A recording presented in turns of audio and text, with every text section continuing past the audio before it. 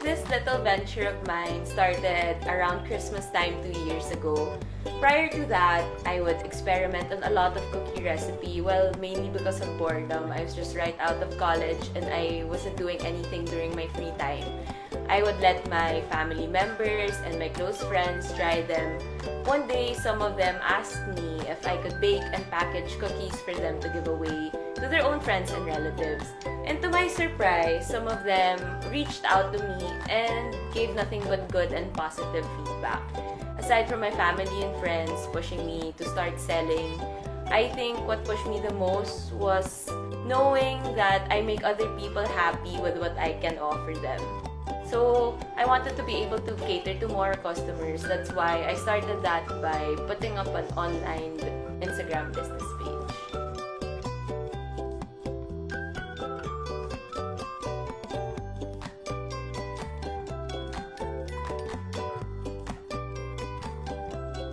So I can say that one thing that makes my menu special is that I offer healthy options. I try to cater to a lot of different diets such that I have sugar-free cookies, vegan cookies, and I have these banana loaves that are gluten-free, grain-free, and no sugar added, which has been a very, very big hit. I consider myself a health buff because I've been playing competitive football since I was a kid. Years ago, I also joined a fitness competition, and because of that, I think that health and fitness have always been a big part of my life.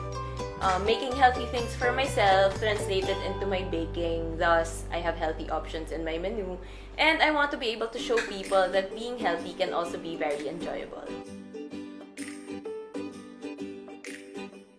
Through the years, I've come across different people with different taste preferences. Some like very sweet cookies, some like nutty cookies, some like it sugar-free. That's why I had to be very creative in the cookies that I offer and the baked goods as well. I also try to be more innovative. Like right now, I sell ube cookies with white chocolate. That's what makes chocolate very important in the business that I run.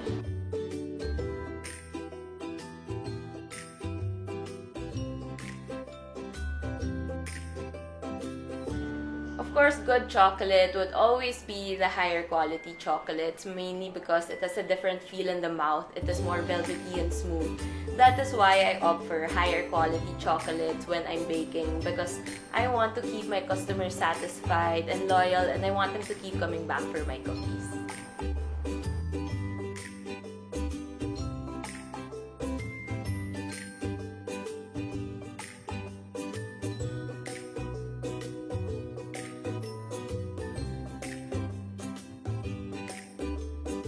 As someone who has been baking cookies for years, the first thing that comes to mind when somebody asks me to bake something filled with chocolate would of course be cookies. So today, I will be showing you how I make my own version of a perfect chocolate chunk cookie. What is a perfect cookie to me? It would be a cookie that is crisp on the outside, and when you open it, it would be chewy and oozing with a lot of chocolate.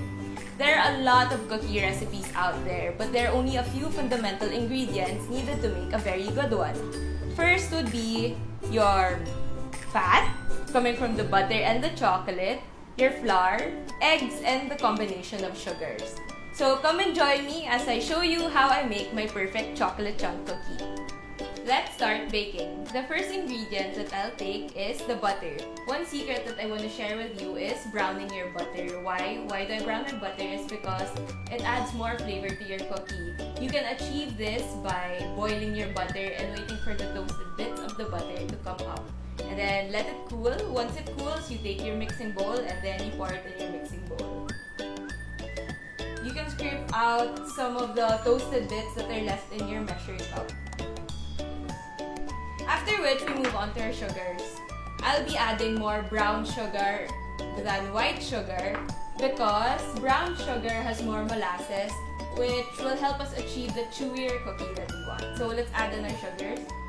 Brown sugar and the white sugar. And then you bring this to the stand mixer. You can also use a hand mixer or you can manually mix it as well.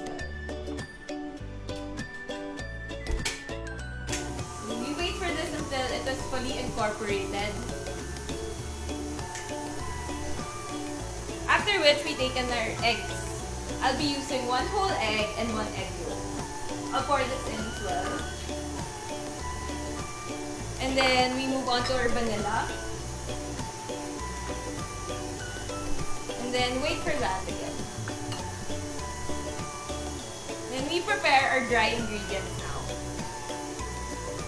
Flour, baking soda, baking powder, and the salt. Take our mixing bowl again. Then we add in our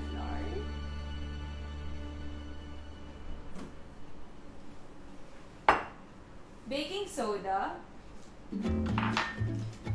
baking powder, and the salt.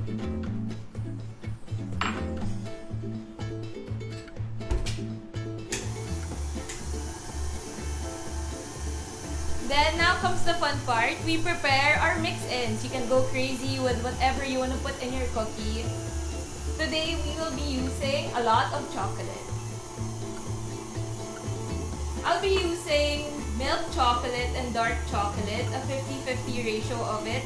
So you can balance the sweetness of the milk chocolate and the bitterness of the dark chocolate. So then we add in our chocolate. I also chop these in chunks to give the cookies more texture. Bring that to a mix.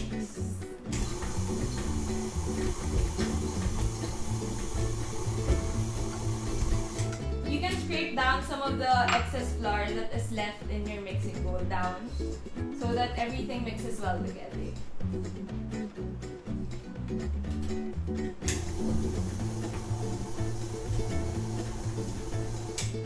Now that it's done,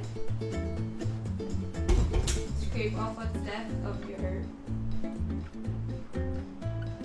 Then we take our mixing bowl.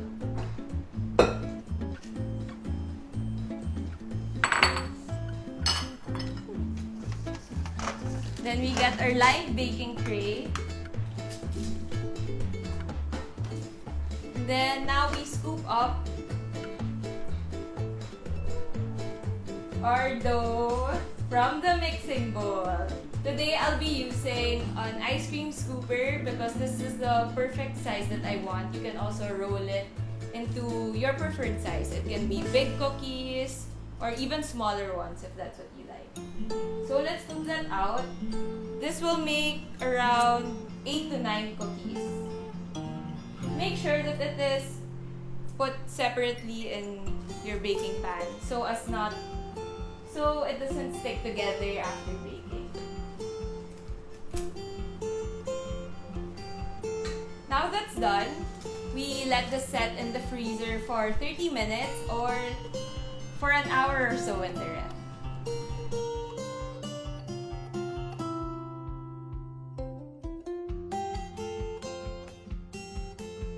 So I let this dough sit in the ref for about an hour or so. And I do that in order to increase the depth of flavor of the cookies. After that, we throw this in the oven or preheated oven for 177 degrees Celsius for around 12 to 14 minutes. And let's see if you can patiently wait for your cookies to bake.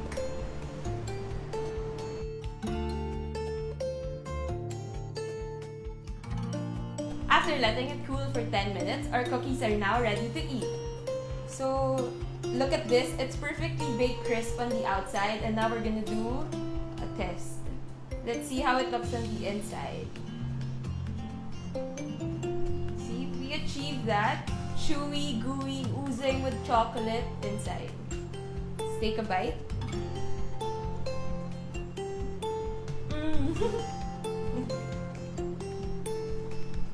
Perfect.